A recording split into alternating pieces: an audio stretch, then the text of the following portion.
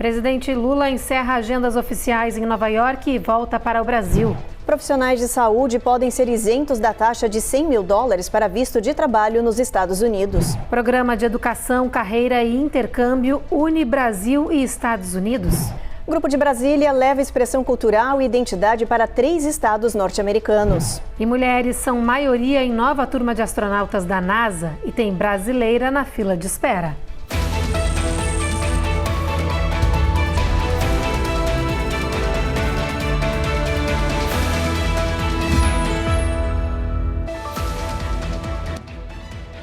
Olá, o Jornal Américas no Ar está começando. Olá. Hoje foi o segundo dia de discursos de líderes mundiais na Assembleia Geral da ONU, com temas como guerra, democracia, soberania e cooperação internacional.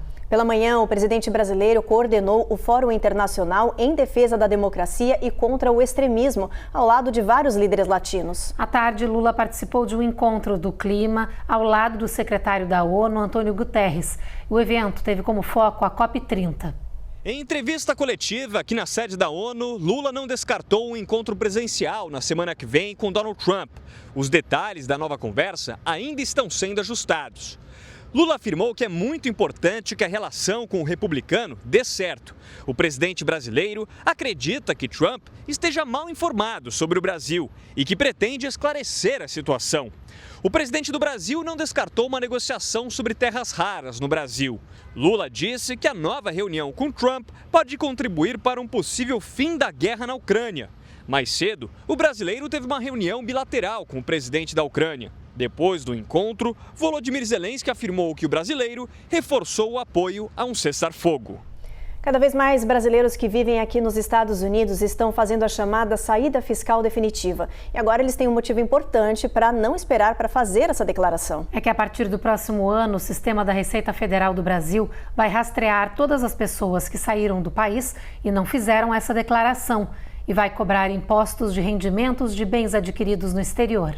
O anúncio foi feito pelo ministro da Fazenda.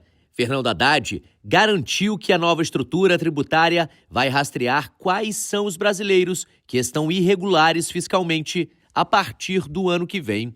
Isso deve atingir milhares de pessoas que vivem no exterior. Não há um levantamento oficial, mas especialistas dizem que é aqui nos Estados Unidos que estão a maioria dos brasileiros que não formalizaram a sua condição de não residente junto à Receita Federal do Brasil. E sem essa declaração, você continua sendo considerado residente fiscal. Ou seja, tem que declarar imposto de renda anualmente.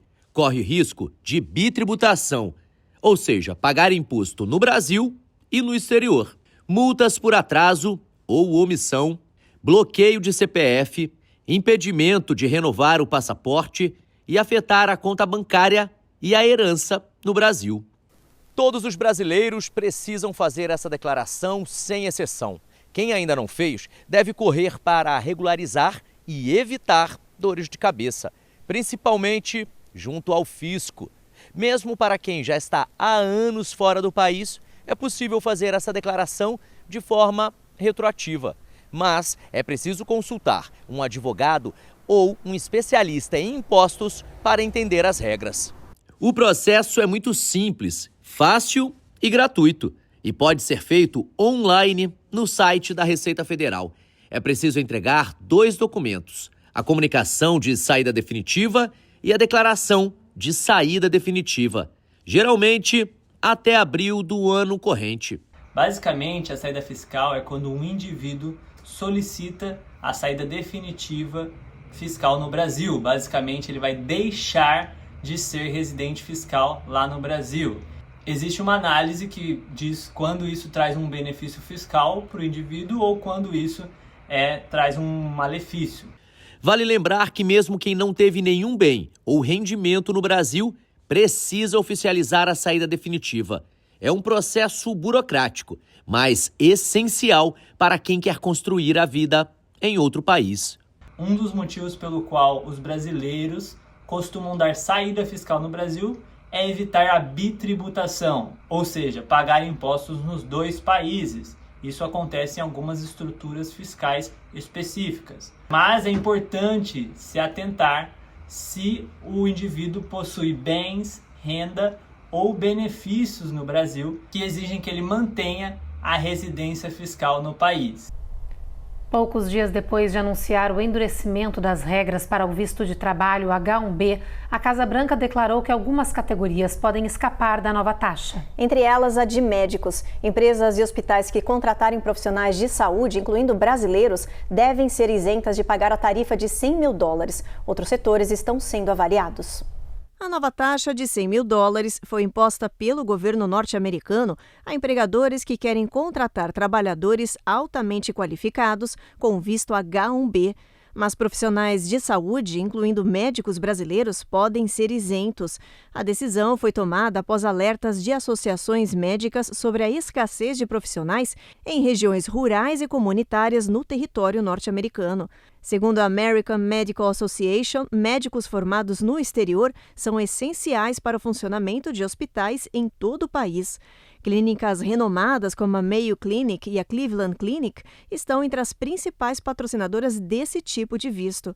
Mas vale lembrar que a isenção não vai ser automática.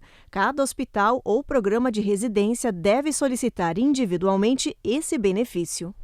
Um atirador abriu fogo contra imigrantes em uma delegacia da Agência de Imigração do Texas. O caso aconteceu nesta manhã em Dallas. Até o momento, uma pessoa foi confirmada morta e outras 2 estão internadas em estado crítico. Foi um começo de manhã tenso na área de downtown Dallas. Dezenas de viaturas bloquearam a região da cidade, onde fica uma instalação do Departamento de Imigração dos Estados Unidos. Rapidamente, a secretária de Segurança Interna confirmou pela internet que um tiroteio aconteceu no local, bem na área de acesso à prisão de imigrantes. O prefeito de Dallas, Eric Johnson, se disse devastado com o ato de violência.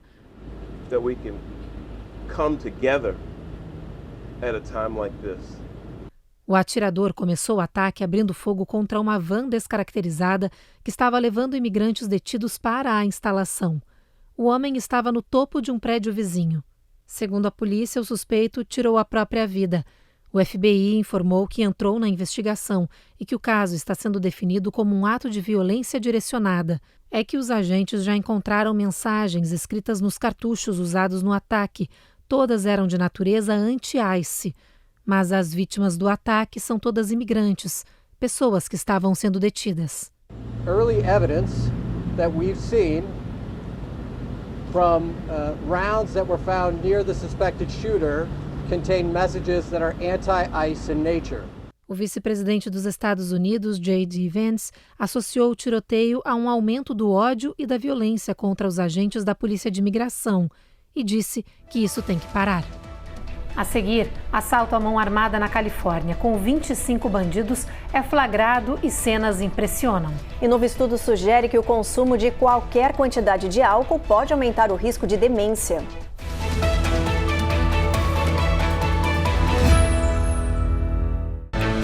Américas no ar. Oferecimento Uninter, a melhor faculdade para brasileiros nos Estados Unidos. Acesse uninteraméricas.com e inscreva-se já. Vida Máxima Account. Orientação especializada e suporte para sua legalização nos Estados Unidos. Seu futuro é agora. Use o código Vida Record e ganhe uma consultoria grátis. Ruth, repete comigo. Se inscreve no canal. Ativa o sininho. Deixa seu like. E faz um comentário. Entendeu? Faz você também.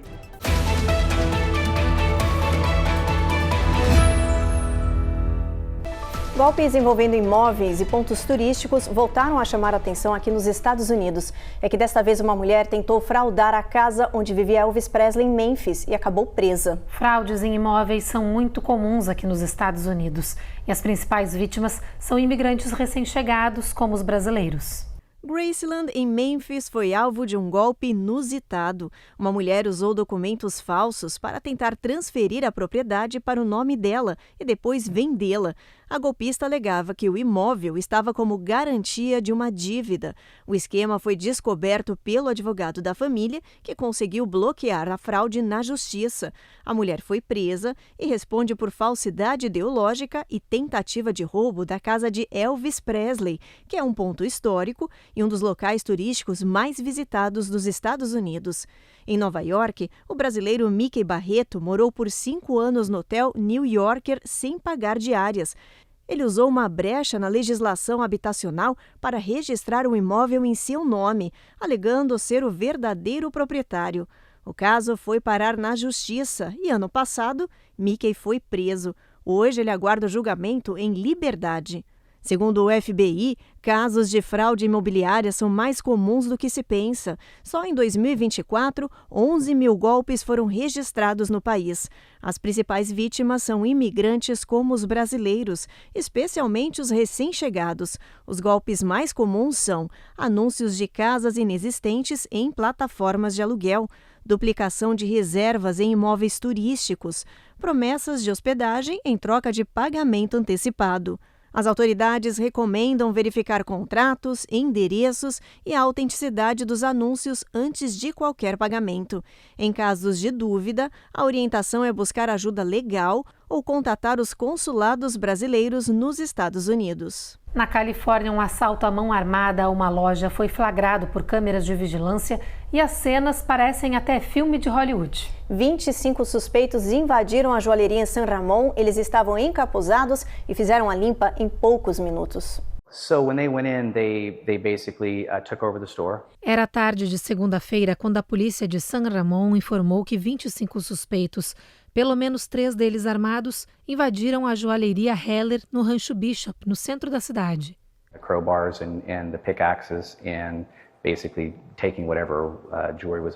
Quem estava na região flagrou o momento final do assalto com os suspeitos presos dentro da loja. Ao menos um deles disparou várias vezes contra a porta de vidro para que o grupo conseguisse fugir. A polícia disse à imprensa que esse sistema de bloqueio automático de portas é uma medida de segurança implementada após uma onda de assaltos há 2 anos. Agora, um segurança precisa apertar o botão para deixar as pessoas saírem.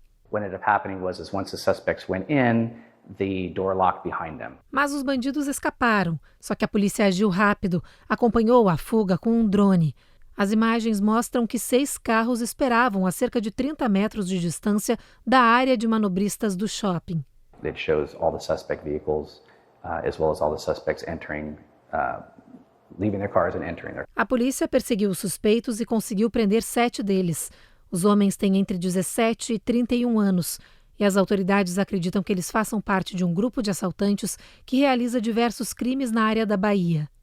This is not their first time doing something like this. Até o momento, a polícia recuperou 2 armas e algumas joias deixadas para trás. O prejuízo da loja foi de mais de $1 milhão. Agora a gente traz um novo alerta de saúde que pode mudar a forma como a população pensa o consumo de bebidas alcoólicas. Uma nova pesquisa publicada na revista científica BMJ Evidence-Based Medicine descobriu que qualquer quantidade de álcool aumenta o risco de demência. A pesquisa combinou dados observacionais com técnicas genéticas. Só a parte observacional, os autores do estudo analisaram mais de 500 mil de pessoas. Na análise genética, os cientistas utilizaram dezenas de estudos envolvendo mais de 2 milhões de pessoas e compararam os marcadores genéticos associados ao consumo de álcool ao longo da vida. A pesquisa descobriu que o maior consumo de álcool estava associado ao maior risco de demência e que não há uma quantidade segura. Mesmo assim, o estudo concluiu que um menor consumo reduz as chances. Por exemplo, consumir 3 bebidas por semana cresce em 15% o risco de demência em comparação com apenas uma dose de bebida. E um novo estudo alerta sobre pesticidas presentes em frutas e verduras que compramos nos supermercados. Segundo pesquisadores, o consumo excessivo de alguns produtos pode expor o corpo a dezenas de toxinas e aumentar os riscos à saúde. Comer frutas e vegetais é fundamental para a saúde, mas dependendo da origem, esses produtos podem estar carregados de pesticidas.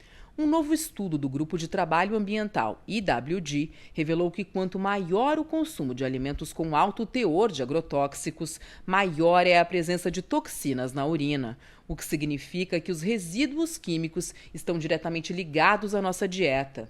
O estudo, publicado no International Journal of Hygiene and Environmental Health, alerta para os riscos de exposição combinada a mais de 200 tipos de pesticidas, muitos deles associados a problemas reprodutivos, malformações congênitas e danos genéticos. O grupo IWG é conhecido por divulgar listas que mostram quais são os piores e os melhores alimentos para serem consumidos com risco de contaminação por pesticidas.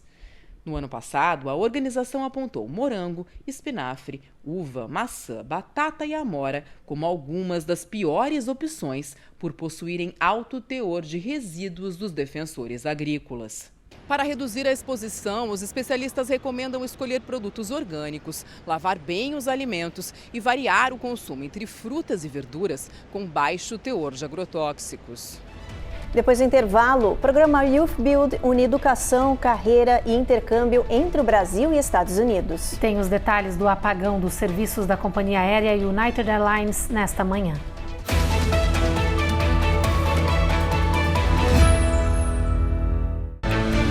Américas no Ar. Oferecimento Rejuvenesce. Recupere e mantenha sua juventude hoje. Visite-nos no sul da Flórida, em Orlando ou em Boston e renove a sua energia. EasyPag. Compra inteligente para imigrantes. iPhone desbloqueado, parcelado, só com passaporte.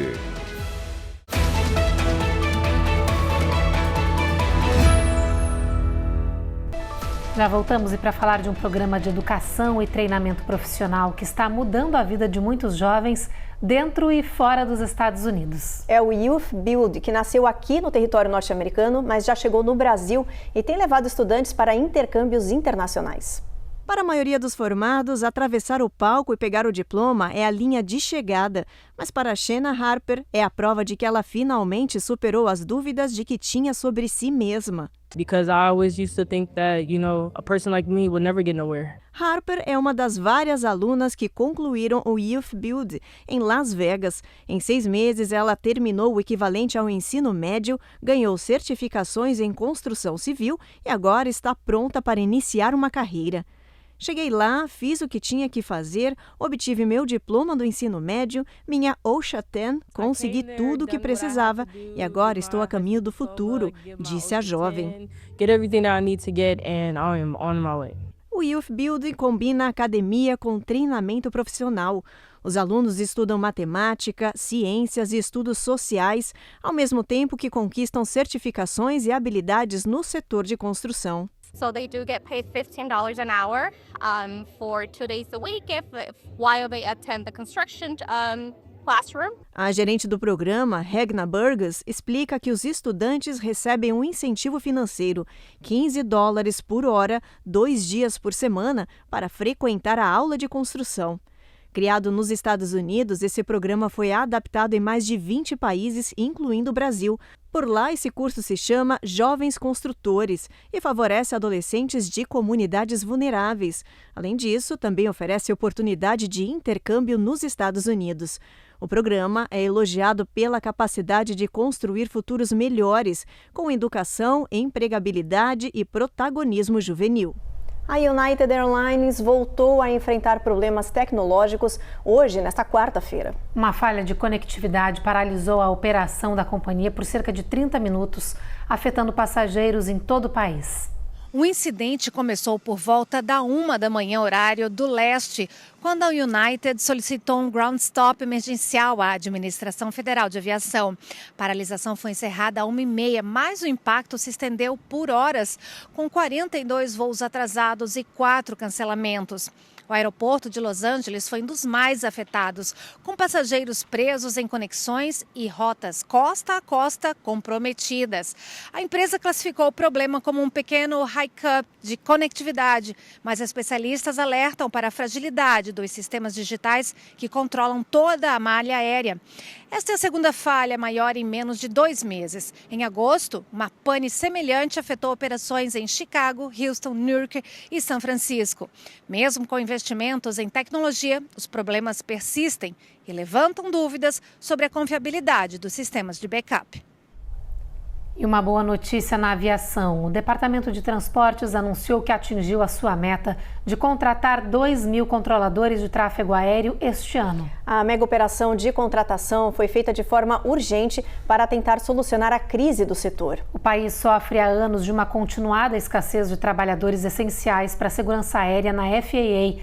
E o resultado desse problema todo mundo viu em uma série de acidentes nos últimos meses. Um dos mais impactantes foi aquele de Washington, que deixou 67 mortos. Após a tragédia, os salários dos trainees da Academia de Controle de Tráfego Aéreo aumentaram 30% e o prazo de contratação foi reduzido em 4 meses. Segundo o secretário de Transportes, a Casa Branca vai seguir com os seus esforços para turbinar a força de trabalho de controle de tráfego aéreo.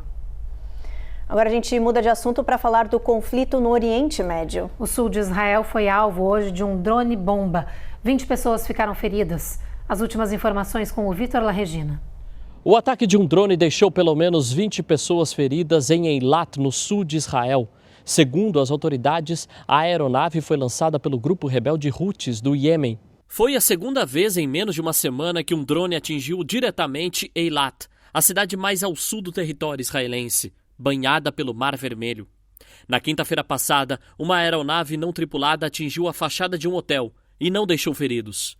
Hoje, o impacto foi sentido em um centro comercial. Pelo menos 20 pessoas ficaram feridas, 2 em estado grave. A Força Aérea Israelense abriu uma investigação para apurar falhas na tentativa de interceptação do ataque. Na faixa de Gaza, terroristas foram flagrados atirando das janelas do Hospital Shifa, um dos mais importantes do território palestino. As imagens foram feitas por um drone do exército israelense, que afirmou que o Hamas transforma a infraestrutura civil da região em centros do terror. Nos Estados Unidos, o presidente Donald Trump se reuniu com 8 líderes de países árabes e muçulmanos. No encontro, o republicano garantiu que Israel não irá anexar partes da Cisjordânia como resposta ao reconhecimento do Estado palestino. De Tel Aviv, Vitor La Regina para o Américas no Ar. Depois do intervalo, o Grupo de Brasília leva expressão cultural e identidade para 3 estados norte-americanos. E a gente te mostra as brasileiras que estão prestes a virar astronautas da NASA.